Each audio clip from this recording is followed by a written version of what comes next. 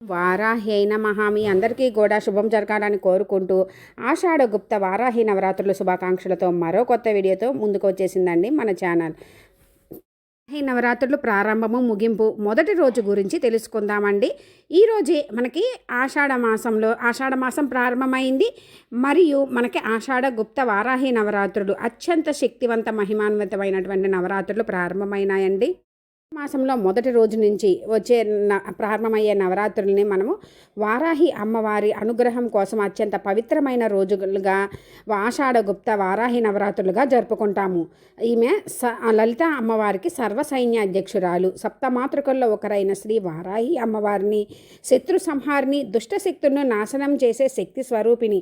ఆ అమ్మవారు చూడటానికి అలా ఉంటారు కానీ అండి వెంటనే అనుగ్రహిస్తారు. చాలా స్వరూపిణి అండి అమ్మవారు. ఈ 9 రోజులు కూడా కుదిరిన వాళ్ళు 9 రోజులు, కుదరని వాళ్ళు వీలైనన్ని రోజులు, ముఖ్యంగా అమ్మవారికి ఇష్టమైన పంచమి రోజు ఇలా అమ్మవారిని సాధ్యమైనంత వరకు పూజించుకోండి. ఆ అమ్మవారిని మనం ఈ నవరాత్రుల్లో పూజించినట్లయితే శత్రు బాధలు తొలగిపోతాయి. భూ వివాదాలు, ఆస్తి తగాదాలు ఉన్నవారు అవన్నీ కూడా తొలగిపోతాయి. సంతానం లేని వారికి సంతానం, వివాహం కాని వారికి వివాహం, ఇంట్లో కూడా సానుకూలత నెలకొని ఆ ఇంట్లో దినదినాభివృద్ధి జరుగుతుందండి. అనుగ్రహం ఉన్నట్లయితే పంటలు చక్కగా పండుతాయండి వర్షాలు పడి. రాత్రులు అమ్మవారిని పూజించినట్లయితే తలపెట్టిన పనులు కూడా జరుగుతాయి. ఆ అమ్మవారికి మనం ఏం విన్నవించుకున్నా కూడా లలిత అమ్మవారికి చెప్తారంట. అంతటితో మనకున్న కష్టాలన్నీ కూడా తొలగిపోతాయి. మీ భయపడక్కర్లేదండి. చక్కగా అమ్మవారి ఫోటో విగ్రహం తెచ్చుకొని పూజించుకోవచ్చు. లేదు అనుకుంటే లలిత అమ్మవారి ఫోటో, లక్ష్మీదేవి ఫోటో పెట్టుకొని అమ్మవారిని మనసులో స్మరించుకొని పూజించుకోండి. సాధ్యమైనంత వరకు భక్తి శ్రద్ధలతో చేసుకోండి ఫ్రెండ్స్. ఇంకా మనకి ఆలయాల్లో కూడా ఈ 9 రోజులు చాలా బాగా చేస్తారండి. మనము మన చేతితోటి చక్కగా నిమ్మకాయల దండని, ఇంకా పసుపు కొమ్ములతోటి దండ, మిరపకాయలతోటి దండ, తోటి తులసి మాల, ఏదైనా పువ్వులు, ఎర్రటి పువ్వులతోటి మాల తీసుకెళ్ళిన చక్కగా అమ్మవారికి వేస్తారండి. మనం తీసుకెళ్లే నైవేద్యాలు కూడా అమ్మవారికి సమర్పించి పంచుతారు. శ్రీ పరాభవనామ సంవత్సరం 2026వ సంవత్సరంలో జూలై 15 బుధవారం పాడ్యమి తిథితోటి ప్రారంభమవుతాయండి మనకి వారాహి నవరాత్రులు. మరలా జూలై 23వ తేదీ గురువారం నవమి తిథితోటి ముగుస్తాయి.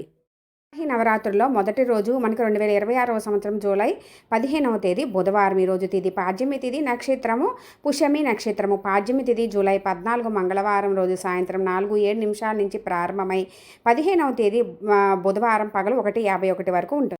ఈరోజు అమ్మవారిని నవదుర్గల రూపంలో శైలపుత్రీదేవిగా, వారాహి అమ్మవారి రూపంలో ఉన్మత్త వారాహి దేవిగా, అష్టమాతృకల రూపంలో ఇంద్రాణీదేవిగా పూజిస్తాము. ఈరోజు అమ్మవారికి నైవేద్యంగా పాలతోడు చేసిన నైవేద్యము, పాయసం, పొంగలి. ఇంకా ముఖ్యంగా మనకి ఈ నవరాత్రులలో అమ్మవారికి పానకము, అంటే ఏ నైవేద్యం చేసినా అందులో కొంచెం మిరియాలు వేస్తే మంచిదండి. పానకము, వడపప్పు, దానిమ్మ గింజలు, దుంపలు, అంటే భూమిలో పండేటటువంటి దుంపలు, చిలకడ దుంపలు, బీట్రూటు, ఇలా ఏవైనా సరే, ఆలు, ఇలా ఏవైనా సరే దుంపలండి సరే మీ శక్తి కొలది నైవేద్యంగా పెట్టుకోవచ్చు.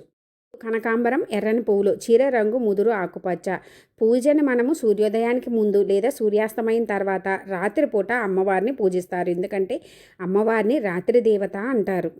ఈరోజు అమ్మవారిని ప్రతిష్ఠించి పూజ చేసుకునే వాళ్ళు చక్కగా అమ్మవారికి సంకల్పం చెప్పుకొని చేసుకోండి. ఏదైనా సరే అమ్మవారికి ముఖ్యంగా చేయవలసింది నిష్ఠతో, భక్తి శ్రద్ధలతో మనస్ఫూర్తిగా అమ్మవారిని పూజించుకోవాలి.